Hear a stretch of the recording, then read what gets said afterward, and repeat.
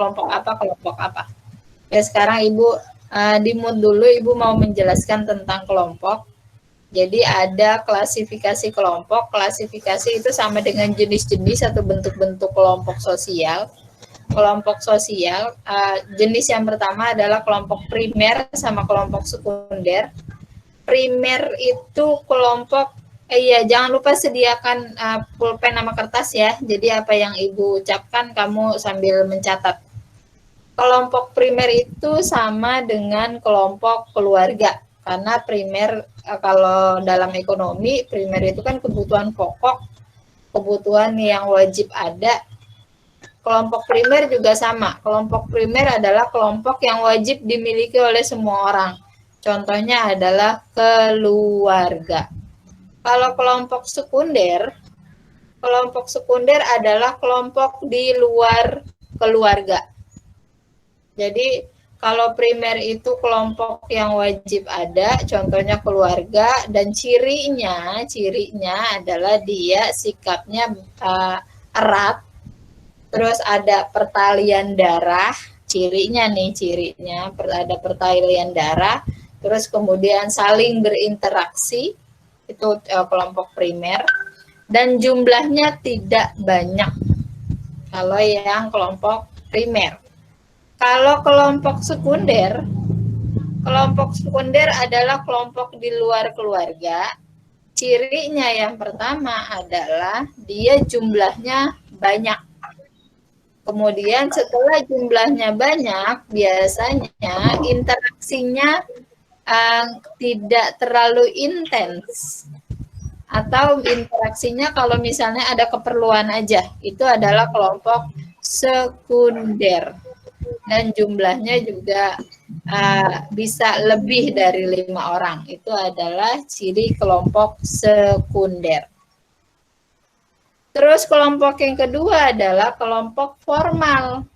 Dari bahasanya, dia bahasa formal itu berarti kelompok yang punya legalitas hukum.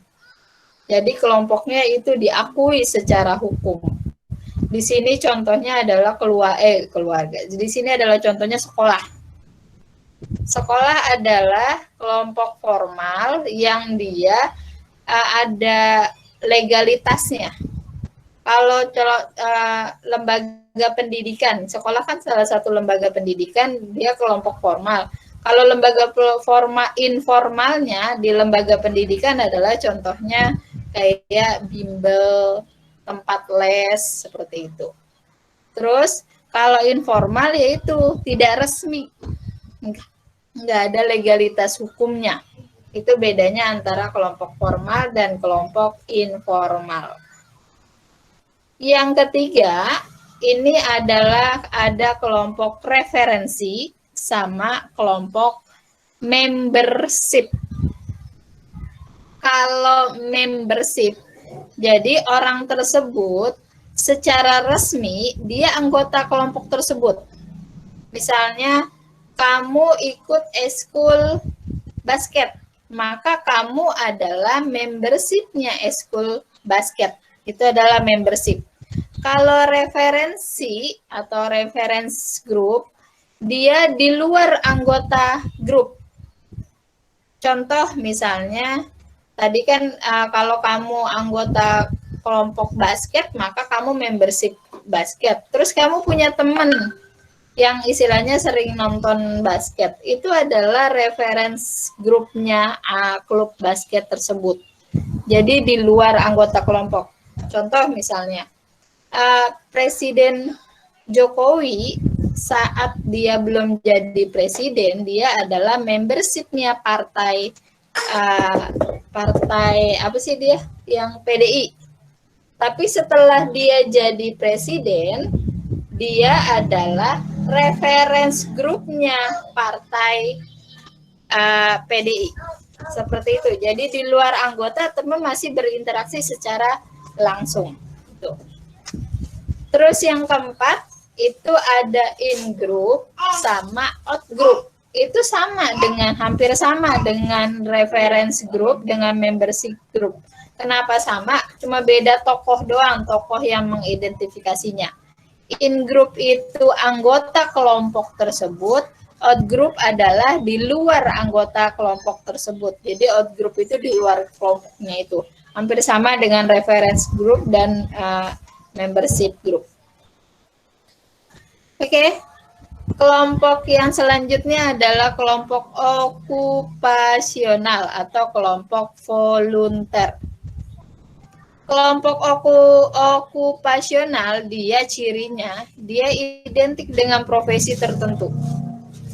Terus dia punya keahlian dan punya etika profesi atau kode etik. Misalnya contohnya IDI, Ikatan Dokter Indonesia, PGRI, Persatuan Guru Republik Indonesia. Jadi kelompok okupasional itu kelompok yang terbentuk karena profesi. Jadi bukan karena hobi, bukan karena kepentingan yang sama, bukan. Dia karena profesi. Kalau kelompok volunteer, volunteer itu cirinya dia terbentuk karena kepentingan yang sama. Jadi karena punya kepentingan yang sama, akhirnya terbentuk kelompok volunteer. Dan ada poin keduanya, dia bergerak di kemanusiaan atau dia relawan. Kalau contoh gambar di sini adalah ACT, misalnya ada korban banjir, terus kemudian kamu sama teman-teman kamu bikin kelompok, kemudian cari dana buat membantu banjir.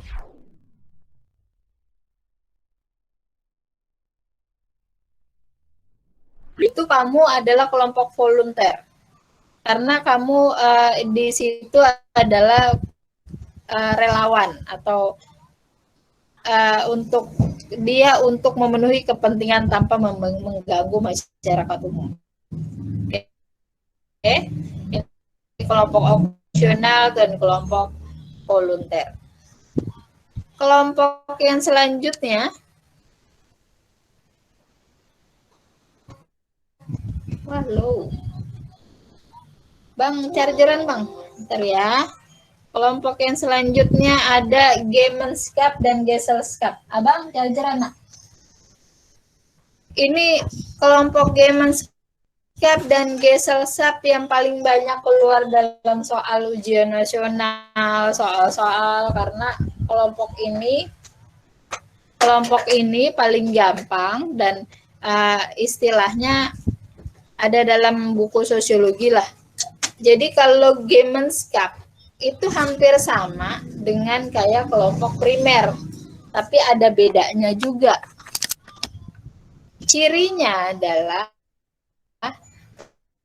kalau Gemenskap itu sama dengan paguyuban. Kalau Gesellschaft sama dengan patembayan. Gemenskap, dia hubungan batinnya murni, alami, dan kekal. Terus kemudian kalau murni itu kan berarti dari secara dari hati lah ya, dia membentuk kelompok, bukan karena kepentingan, bukan karena hobi, tapi karena alami terbentuk, berarti dari biologis. Terus ada rasa pengertian. Terus biasanya ini adalah paguyuban RW sekian, dia dibentuk karena istilahnya ingin membantu masyarakat apabila ada yang sakit atau meninggal. Dia hubungan batinnya murni, alami, kekalnya itu karena tinggal dalam satu lingkungan yang sama. Kalau Gesellschaft sama dengan patembayan. Kalau patembayan dia berdasarkan kepentingan. Jadi dia kehidupan bersama berlangsung secara singkat, terus kemudian ada spesialisasi tinggi dan identik dengan masyarakat kota. Dan Gesellschaft ini hampir sama dengan tadi yang kelompok yang okupasional, dia berupa profesi.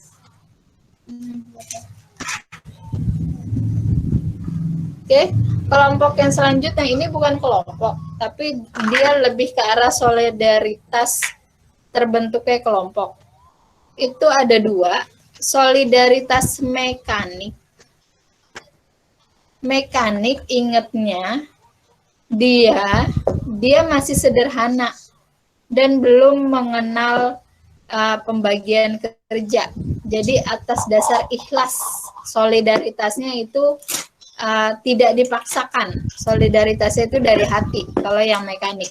Kalau yang organik sudah dalam pembagian kerja. Solidaritas itu kan berhubungan dengan kekerabatannya.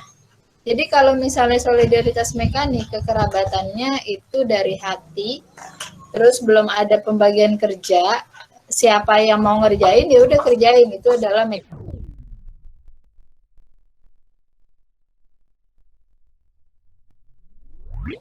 Kalau yang organik sudah ada pembagian kerjanya, kamu kerjanya ini, kamu kerjanya ini.